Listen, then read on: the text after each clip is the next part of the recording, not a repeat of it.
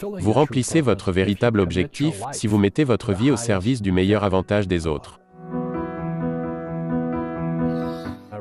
J'ai écrit Père riche, Père pauvre car ma mission est d'aider mes semblables. Le système scolaire ne vous apprendra jamais rien sur l'argent. Ils enseignent aux gens à être pauvres. Les gens pauvres se disent « je ne peux pas me le permettre, je ne peux pas faire ça, je n'ai pas le temps », c'est une échappatoire. La raison pour laquelle ils sont pauvres c'est qu'ils n'ont jamais échoué. C'est une mentalité de peur. Vous restez prudent et vous n'introduisez aucun nouveau risque dans votre vie. Nous devons changer ce que nous apprenons à nos enfants. Et leur enseigner un autre état d'esprit. Comment puis-je me le permettre? Comment puis-je faire ça? Une question ouvre l'esprit, alors qu'une déclaration le ferme. L'une des meilleures façons d'acquérir une grande richesse, c'est de jouer au Monopoly dans la vraie vie. Financièrement, mon jeu est premièrement le business, et deuxièmement, l'immobilier. C'est pourquoi je ne paye aucune taxe.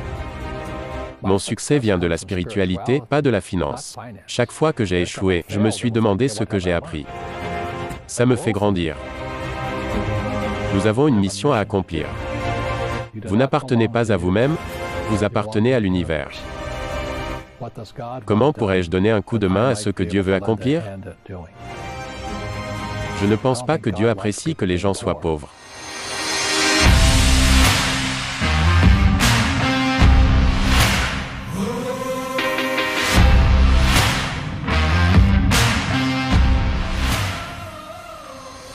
Bonjour, mon nom est Brian Rose et mon invité d'aujourd'hui est Robert Kiyosaki, l'entrepreneur, éducateur et investisseur, mieux connu comme étant l'auteur de Père riche, Père pauvre, le meilleur livre de finances personnelles de tous les temps. Vous avez changé la façon dont 10 millions de personnes à travers le monde voient l'argent et vous êtes devenu un avocat au franc-parler qui défend l'éducation financière passionnément. Je suis avec vous à Scottsdale, en Arizona. Robert, bienvenue de nouveau à London Hill. Merci, j'ai apprécié la dernière interview. C'était fabuleux, on avait passé une belle journée. Et hier aussi j'ai adoré passer du temps avec vous. Hier j'ai passé l'un des meilleurs moments de ma vie. C'était fantastique. Il y avait vous, moi, et Jim Records. Pourquoi était-ce l'un des meilleurs moments de votre vie? Que s'est-il passé hier qui vous fait vous sentir ainsi? Avez-vous déjà vu un enfant jouer au football ou au baseball, ou peu importe le genre de sport? Puis ils vont sur le terrain et ils rencontrent leur héros. Ce pourrait être de rencontrer David Beckham ou quelqu'un du genre. Pour moi, Jim Records, Prince, et beaucoup de gens avec qui je travaille aujourd'hui. Ce sont mes héros. Ils étaient les gars sur le terrain, et je me disais, mon Dieu, ils sont tellement intelligents. Ce sont des insiders dans ce monde. Alors, de pouvoir m'asseoir aux côtés de Jim et de travailler sur des projets avec lui me fait me demander, pourquoi suis-je ici? C'est un peu comme si David Beckham et moi jouions au foot ensemble. Ce n'est pas censé être possible. Donc, se retrouver tous ensemble, Jim Records, moi et vous. Ce n'est pas censé arriver. C'est impossible. Mais les rêves deviennent réalité. Vous avez toujours pensé que vous étiez l'outsider, et maintenant vous côtoyez entre guillemets les insiders, et vous vous accordez sur tout avec eux. C'est vrai. Nombreux sont ceux qui reçoivent des conseils financiers provenant d'outsiders, si vous connaissez peut-être un planificateur financier, un agent de change ou un courtier immobilier. Mais ils ne sont pas au centre de l'affaire. Et l'une des raisons pour laquelle j'aime être un entrepreneur et un investisseur immobilier, c'est que je suis toujours au centre de la transaction. Je connais le contrat, je fais partie de l'affaire. Mais la personne moyenne qui achète des actions, des obligations, des fonds mutuels, des TEF et qui économise de l'argent, ce sont des outsiders. Ils n'ont aucune idée de ce qu'il se passe entre eux et le vrai monde du marché. Donc concernant Jim Records et Nomi Prince, Jim s'occupait de la gestion du capital à long terme de la CIA, du Pentagone. Il était au cœur de ce qui se passe avec l'argent. Nomi Prince était Salomon, Lehman Brothers et Goldman Sachs. Ce sont des insiders. Et j'étais ce gars à part, de l'extérieur, essayant de comprendre ce qu'il faisait. Vous savez, comment l'un de ces magiciens s'y prend, comment fait-il pour tirer toutes ces ficelles et tout le reste, et nous sommes à l'extérieur en train de sautiller et faire ce qu'ils nous disent. Vous devriez économiser de l'argent. Ok, je vais économiser de l'argent. Vous devriez acheter des actions. Ok, je vais acheter des actions. Vous devriez investir dans ceci. Ok, je vais investir. Je savais qu'il y avait un magicien derrière ça et je voulais savoir qui c'est. Jim et les autres sont ceux qui se rapprochent le plus du magicien. Comment un enfant pauvre de 9 ans habitant à Hawaï se rend jusque-là? Beaucoup de gens considéreraient que j'étais pauvre, mais je venais d'une famille qui avait une attitude de pauvre, si vous voyez ce que je veux dire. Car riche, pauvre, classe moyenne et pauvreté commencent avec une attitude fondamentale. J'étais donc à Hawaï à 9 ans, et mon père était un responsable de l'éducation, il avait un doctorat. Un homme très intelligent, un bon gars. À un moment, nous avons déménagé à un autre endroit de la ville et je suis allé dans une école avec des enfants riches. C'est une petite ville nommée Hilo à Hawaï. Vous ne la trouverez pas sur la carte, mais elle existe. C'est une ville dédiée à la plantation de sucre. Donc, quand j'avais 9 ans, je suis allé dans cette école pour enfants riches. J'ai réalisé que j'étais pauvre, mais c'est relatif. Comme je le disais, tout est relatif. Mes camarades de classe étaient principalement caucasiens. Et j'étais l'un des seuls asiatiques de la classe.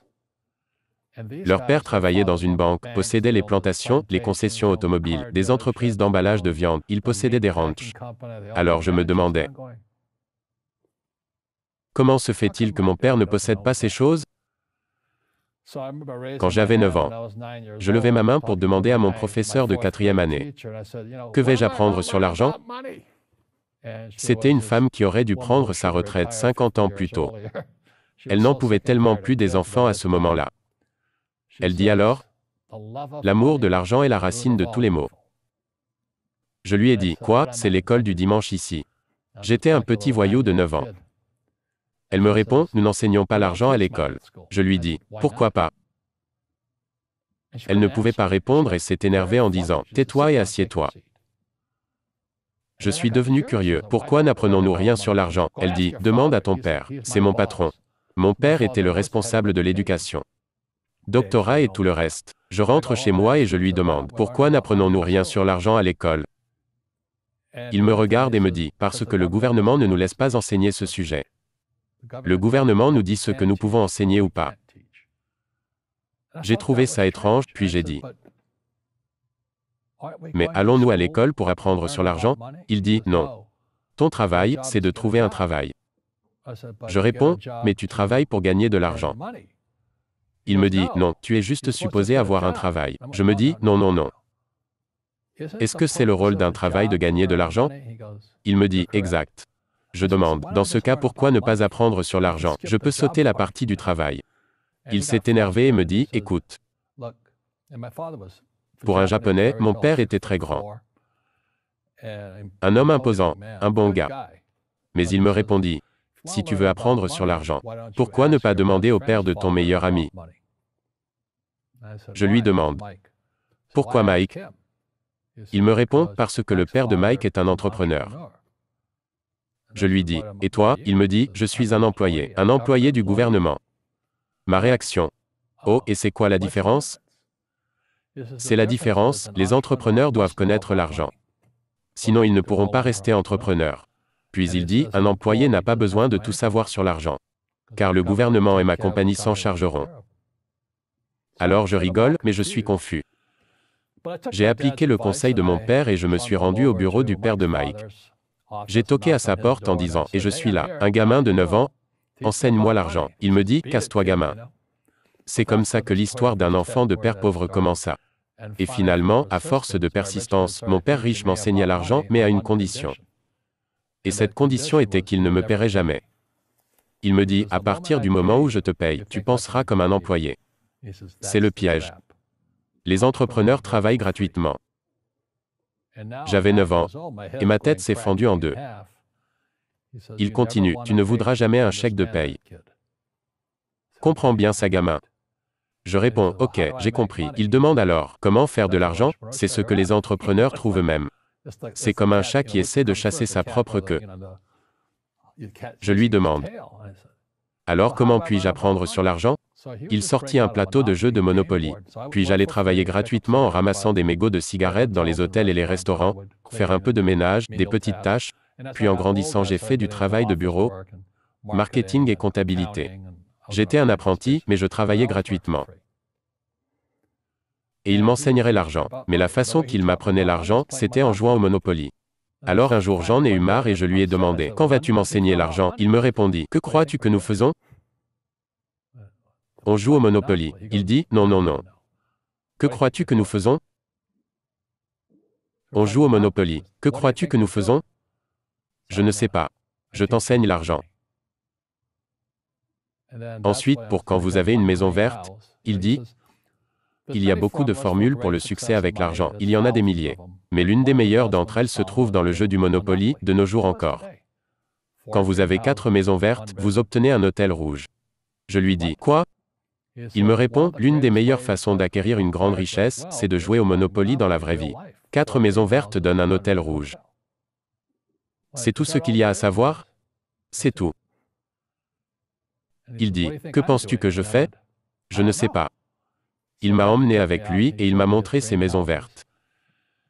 10 ans plus tard, à l'âge de 19 ans, j'étais à l'école à New York et je suis revenu à Hawaï. Et Père Riche avait acheté le plus grand terrain, smack dab, au milieu de Waikiki Beach. Si vous allez à Waikiki Beach aujourd'hui, vous verrez le Hyatt Regency Hotel. C'était son hôtel. Tout comme le jeu du Monopoly. Tout comme le jeu du Monopoly. Des actifs acquis qui sont devenus de plus grands actifs. C'est ce qu'on appelle un assemblage. Cette propriété n'était pas aussi grande avant. Il a donc dû acheter tous les petits commerces à proximité, car il était trop petit. Il a donc acheté cette boutique à ce propriétaire, puis cet autre commerce. Ça lui a pris du temps, mais il a finalement assemblé cette grande partie de propriété. Puis lui et Hyatt ont fait construire cet hôtel géant. Il s'est vendu à 800 millions de dollars. Voici comment j'ai appris sur l'argent. C'est grâce au fait qu'il refusait les chèques de paye. Il disait, le moment où vous acceptez un chèque de paye, votre cerveau meurt. Il est acheté et vous êtes juste payé. Il disait, tant que vous en voulez, vous réfléchirez. C'était un bon enseignant. Aujourd'hui, quand les gens me demandent ce que je fais et ils me connaissent comme l'auteur de Père riche, Père pauvre, je leur dis que je joue au Monopoly. Je possède des maisons vertes, des grands hôtels, des puits de pétrole, des terrains de golf, des entreprises. Je joue juste au Monopoly. C'est tout ce que je fais. J'ai réécouté votre livre pendant le vol qui m'a amené ici, je ne l'avais pas écouté depuis environ 6 ans. Et la première fois que j'ai lu Père riche, Père pauvre, je pensais que c'était un livre sur l'argent. Mais quand je l'ai réécouté il y a quelques jours, c'était différent. Je l'ai vu comme un livre sur la peur, sur la connaissance de soi, sur l'état d'esprit. Car vous décrivez ces gens, et ils sont dans leur monde, ils ne veulent pas reconnaître qu'ils y sont. C'est comme une prison dans leur esprit. Exact. Est-ce ce que vous avez essayé de traverser quand vous avez écrit ce livre? Eh bien, je ne sais pas ce que j'essayais de traverser. En réalité, j'avais créé ce jeu de société nommé Cash Flow. Et je ne pouvais pas vendre le jeu. Je devais écrire le manuel d'emploi.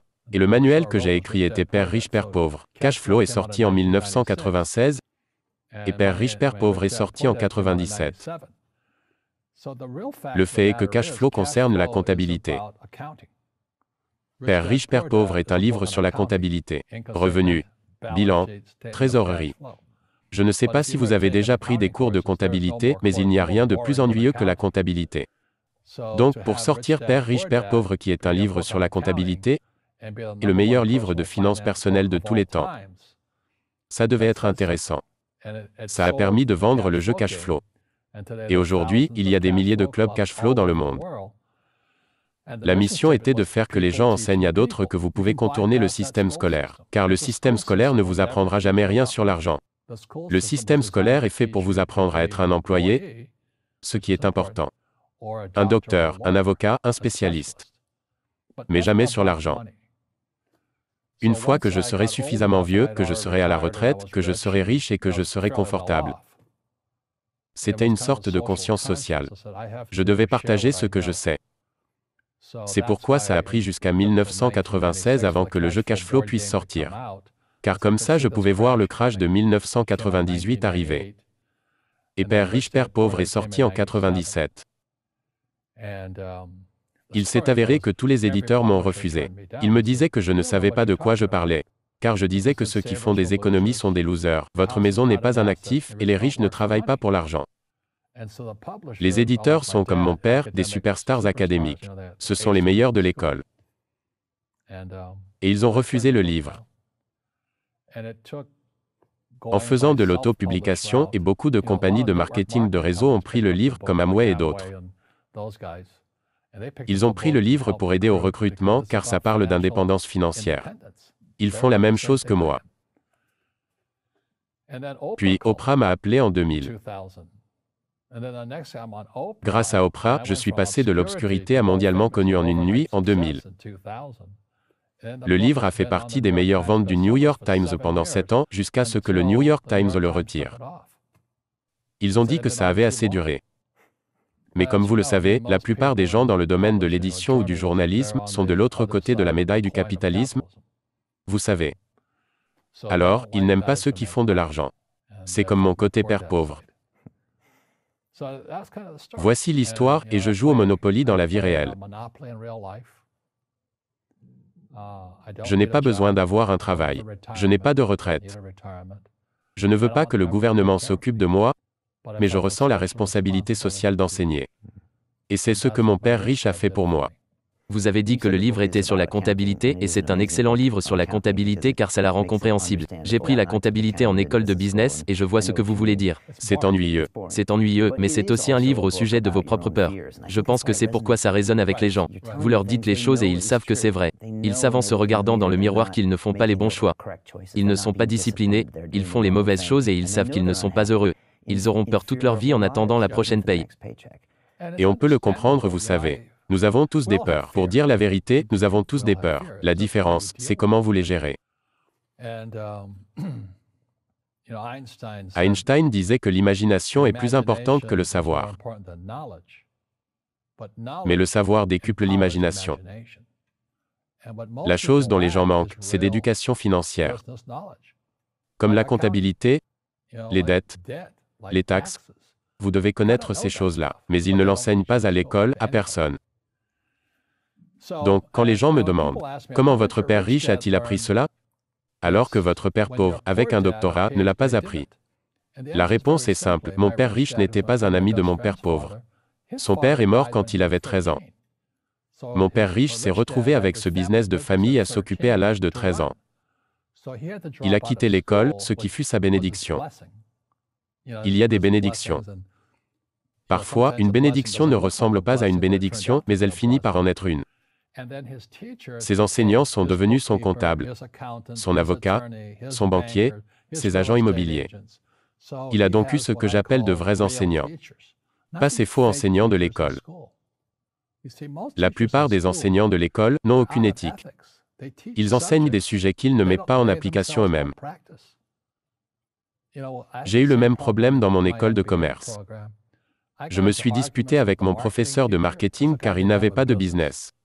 Puis je me suis disputé avec un professeur de comptabilité car le professeur de comptabilité ne connaissait pas la comptabilité. J'en savais plus que lui sur la comptabilité car j'avais tenu des livres de comptes pour les compagnies de mon père riche. Alors, je ne suis pas un comptable, mais je comprends la comptabilité. Ça a marqué la fin de mes années d'études car j'ai compris ce qu'était un faux professeur. Un faux professeur est quelqu'un qui veut juste un travail et qui enseignera n'importe quoi. Ils enseigneront comment faire briller vos chaussures si vous leur donnez plus d'argent. Mais ils ne connaissent pas vraiment ce qu'ils enseignent. Par exemple, mon professeur de calcul qui a fait l'école militaire à New York. J'ai demandé au professeur, je suis dans ma 3e année de calcul maintenant. Le cours s'intitulait La résistance des matériaux. Je lui dis, est-ce que je vais vraiment utiliser ça un jour? Il me dit, non. Pourquoi l'enseignez-vous alors? Il me dit, pour être payé. Est-ce que vous l'utilisez au moins? Il répond, non. C'est pourquoi, une des choses à faire dans la vie, ce que je suggère aux gens, c'est de trouver un vrai enseignant contrairement à un faux enseignant. Un faux professeur est quelqu'un qui ne fait pas ce qu'il enseigne. Et un vrai professeur est quelqu'un qui fait ce qu'il enseigne tous les jours. Mon comptable et mon avocat font cela tous les jours. C'est comme ça que j'ai appris, car chaque jour je résous des problèmes dans mon business. J'ai des comptables, des avocats, des banquiers et tout le reste en numérotation abrégée, car je résous des problèmes avec mon équipe. C'est comme ça que je suis devenu intelligent. Comment vous sentez-vous 21 ans plus tard après que le livre a été publié? L'information est plus que jamais accessible. Nous avons YouTube, Internet et tout le reste. Est-ce que les gens sont mieux éduqués financièrement? Non. C'est encore pire. Je veux dire, j'ai une émission de radio Père riche demain et j'interviewe cette équipe. Ce sont des psychiatres scolaires. Leur livre s'intitule « Dorloter l'esprit américain ». Il parle de la façon dont notre système scolaire affaiblit nos étudiants. À l'école, ils ont quelque chose appelé l'effet de déclencheur du doute. En tant que professeur, vous ne pouvez pas dire quoi que ce soit qui énerverait l'étudiant. Il ne faut rien qui puisse ébranler leur point de vue. Alors, si j'allais à l'école, je me ferais jeter dehors. Car je serais une menace. Pour moi, l'école est supposée vous ouvrir les yeux et votre esprit à de nouvelles idées. Mais aujourd'hui, c'est hors du système. Tout le monde doit rester politiquement correct, et ça nous tue. Ça tue le cerveau de nos enfants qui régressent. Mais dans leur tête, ils sont plus éclairés.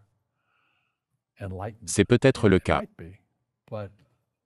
Mais si je n'avais pas été confronté à des idées qui m'avaient bousculé, je n'aurais jamais rien appris de nouveau.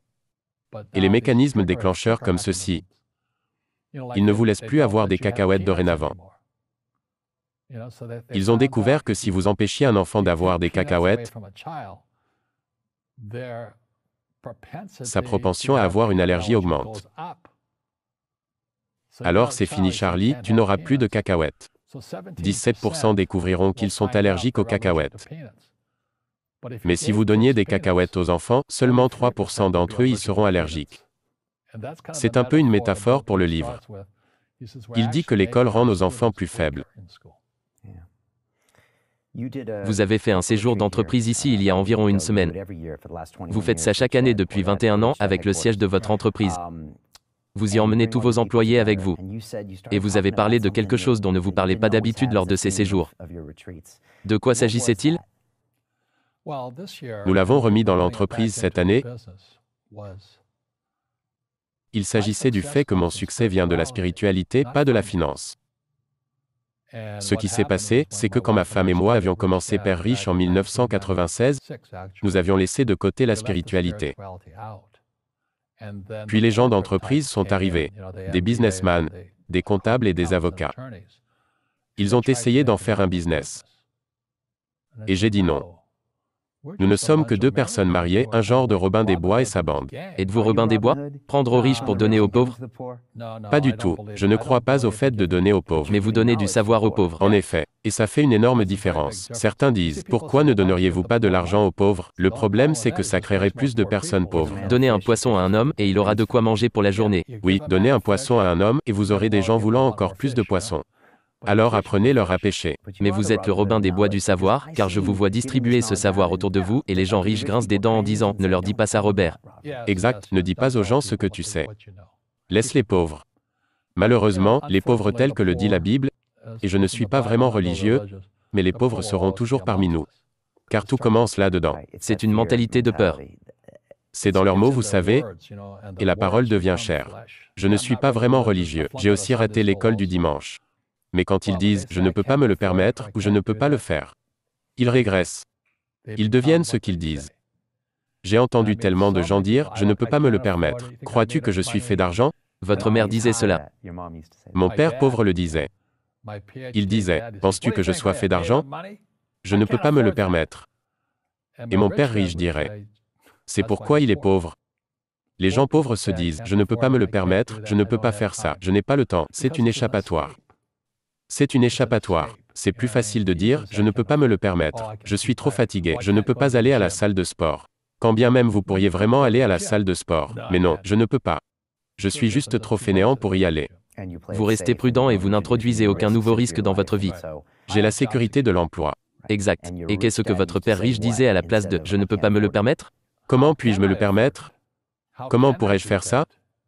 Qu'est-ce que ça prendrait ? Ou pourquoi le ferais-je ? Il disait, une question ouvre l'esprit, alors qu'une déclaration le ferme. Quand vous dites « je ne peux pas me le permettre », votre esprit s'arrête. Vous devenez ce que vous dites. Par exemple, j'ai tout le temps du mal avec mon poids. Vous me dites que vous faites un régime vegan et tout le reste. Vous savez, je fais un régime vegan 3 fois par an.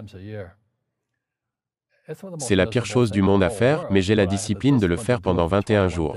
Le reste du temps, je choisis ce que je veux. Le truc, c'est que nous devenons les créatures de nos propres habitudes. Et tant que nous ne stoppons pas l'habitude, nous ne changeons pas. Je fais des séjours d'entreprise 2 fois par an.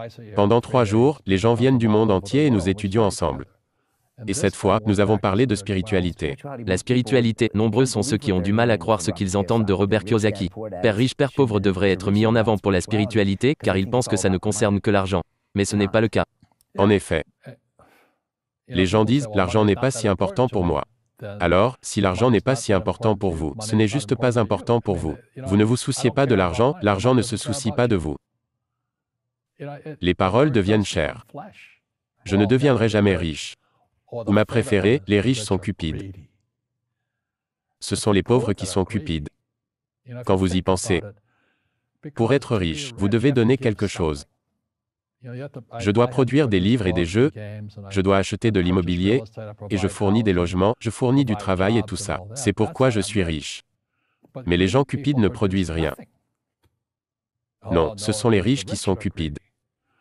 Je leur dis, hé, les fans de sport, vous pointez un doigt en avant, et vous en pointez 3 autres en arrière. Nous savons qu'il y a un gros problème d'attitude contre les riches de nos jours. J'ai reçu un invité récemment qui a dit que les personnes pauvres sont égoïstes. Ça touche beaucoup de monde sous la ceinture.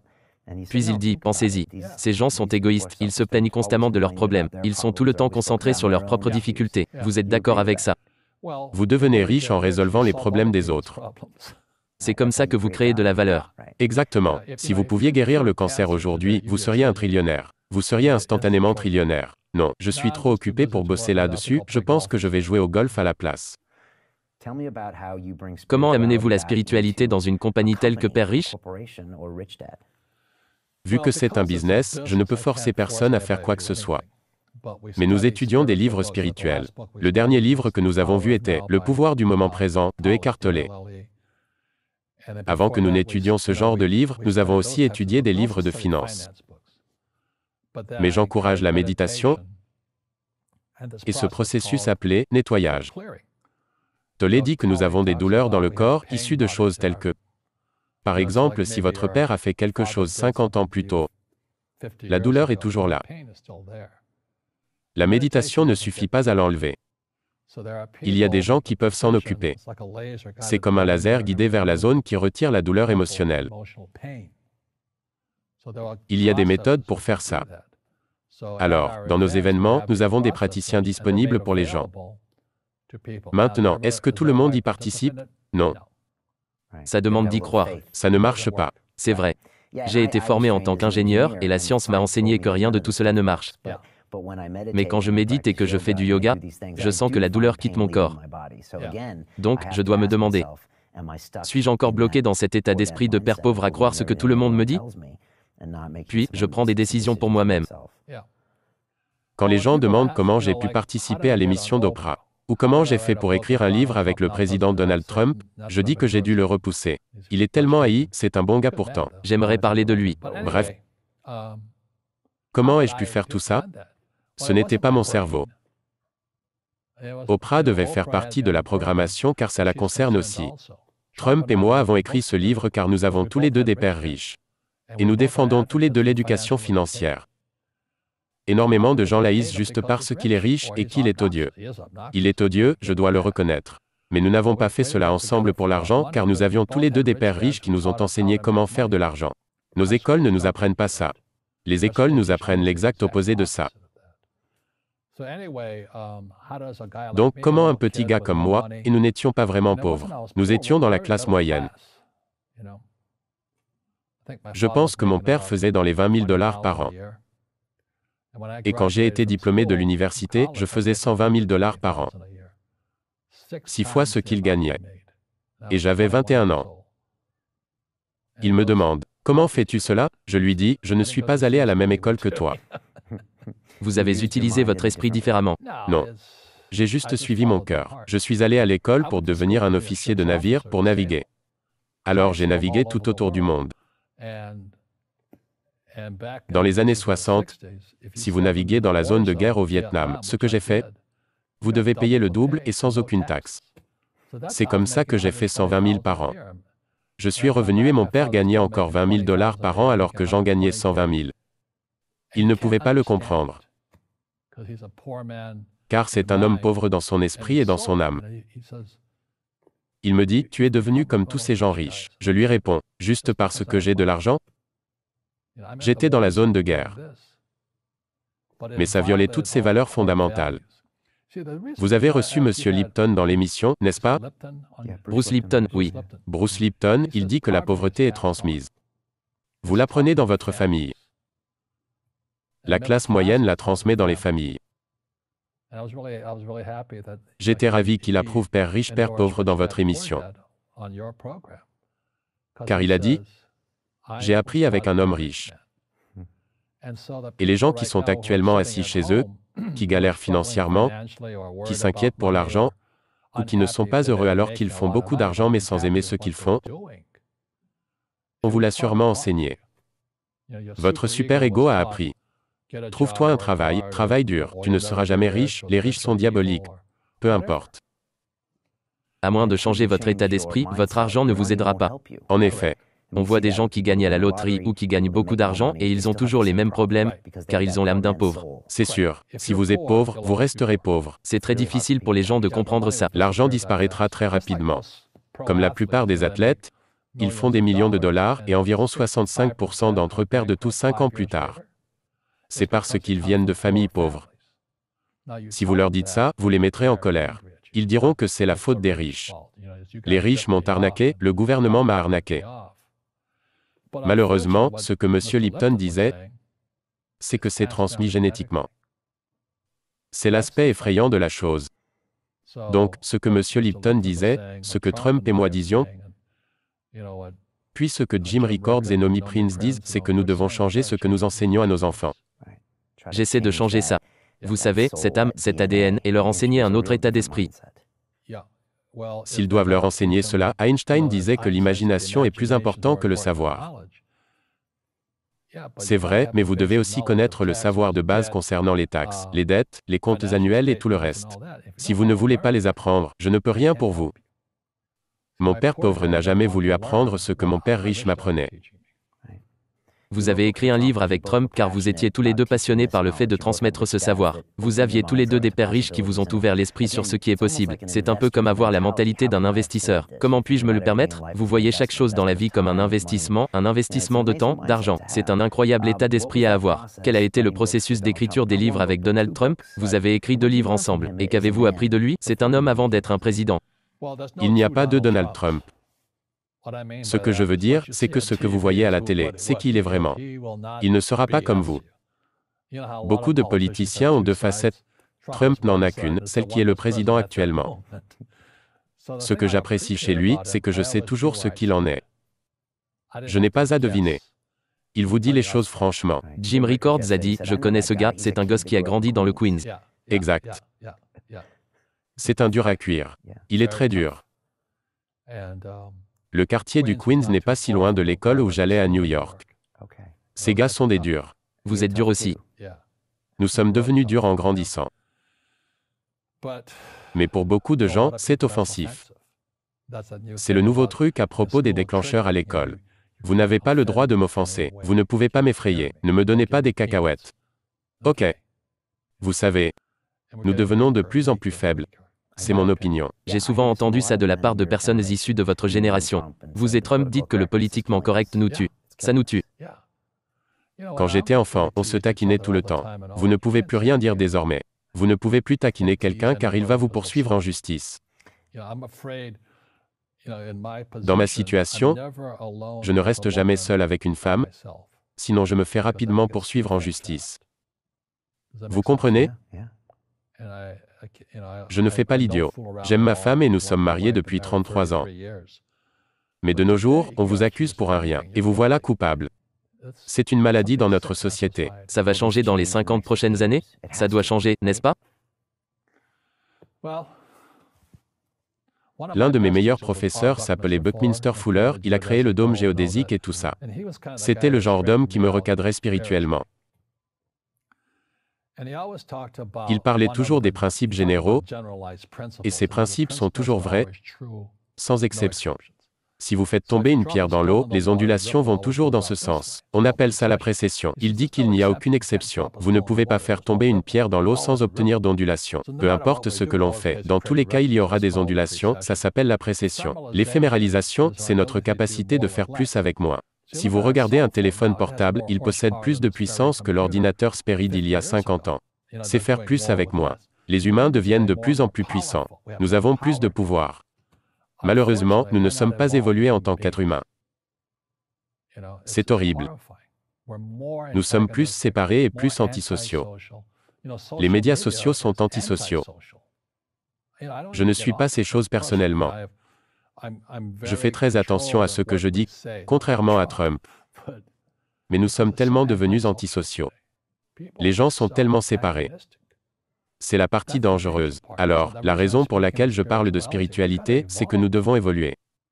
Ça veut dire méditer, faire du yoga, prier, aller à l'église, peu importe ce qu'il faut pour y arriver. Mais vous devez revenir au calme, à la paix et la méditation. Que faites-vous de toutes ces altercations qui nous arrivent? Je ne vis plus aux États-Unis, mais tout le monde me dit que c'est difficile d'aller à un dîner car des disputes éclatent. Ils se battent. Ça se dispute partout. On se bat entre nous, on se bat contre l'environnement. Comment cela vous fait-il sortir de vos gonds? Et comment voyez-vous ça?